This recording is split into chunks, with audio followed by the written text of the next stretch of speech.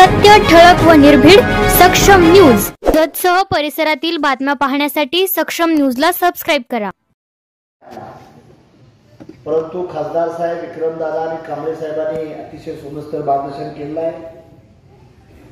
खासदार साहेब ज्यांना कार्यकर्ते घडवलं ती माझी चूक झाली, ती चूक दुरुस्त करण्यासाठी आज मी आलो।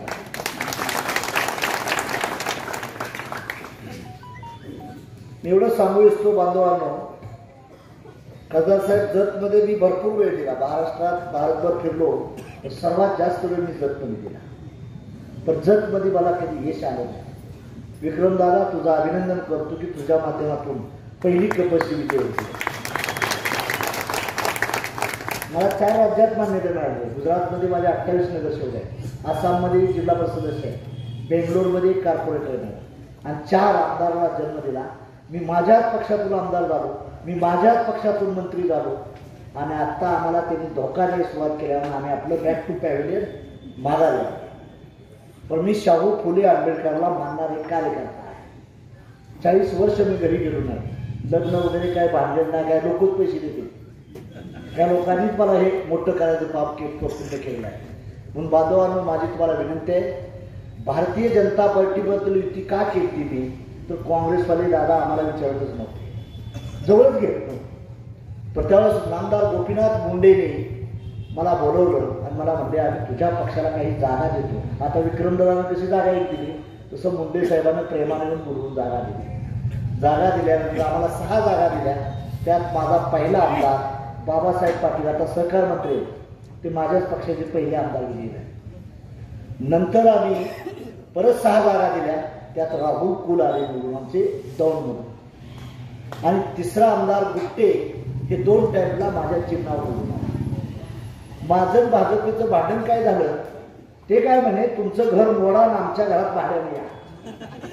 मी म्हणलं, जीव गेला तरी चालेल 72, पण स्वाभिमान विकून कधी विकला जाणारा नाही। मी आताही म्हणते राहिलो, आताही मला आताही तुमच्या वापर म्हणलं नाही, तुमच्या आता असलुमाला सुद्धा मला यायचं नाही, हात जोडून यायचं का, पुरोगामी म्हणायचं आणि पुरोगामी विचार खतम करायचं। त्या पक्षाचं नाव आहे भारतीय जनता पार्टी। जाती जातीत भांडण लावायचं, खाजगीकरणाला प्रोत्साहन द्यायचं। मी त्या प्रशासनात होतो, मी कॅबिनेट मंत्री होतो, पण मी काही त्यांचं ऐकत नव्हतो। माझ्या बुद्धीला पटेल तेच चालायचो, म्हणून 5 रुपये दुधाला दर द्यायला पहिला मंत्री झालो माझ्या काळात दुधाला दर। आणि मला तुम्हाला सांगू इच्छितो, आमची त्यांची भांडणं तात्विक होती। आम्ही नाहिरे वर्गाचं प्रतिनिधी होतो आणि ते अहिरे वर्गाचे मालक होते। ते वाड्याची राजकारण करत होते, आम्ही गावगाड्याचं राजकारण करण्याची सुरुवात केली। म्हणून शेतकरी चळवळ असू द्या, मागल्या 1.5 महिन्यात खासदार साहेब मी बच्चू कडू राजू 3 लाख लोक गोळा केले, तरुण पोरं केली। आम्ही सांगितलं मुख्यमंत्रीच्या बांगल्यावर धडकता, ते घाबरले। त्यांनी काय केलं, कोर्टातून आम्हाला अटक करायला तिघाला समज पाठवलं।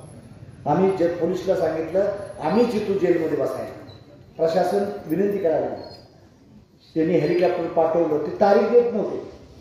शेतकऱ्याला कर्जमाफी कोरा करू कोण म्हणत होते, राज्याचे मुख्यमंत्री फडणवीस साहेब इलेक्शनच्या वेळेस म्हणत होते नाही, शेतकऱ्यांनो शेतकरी तुमचा सातबारा कोरा करू। आम्ही म्हणतो, त्यांच्या छावणीत राहून आम्ही महादेव जानकर, त्यांच्या छावणीत राहिलोय, त्यांची नियत आणि नीती मला चांगली माहीत आहे।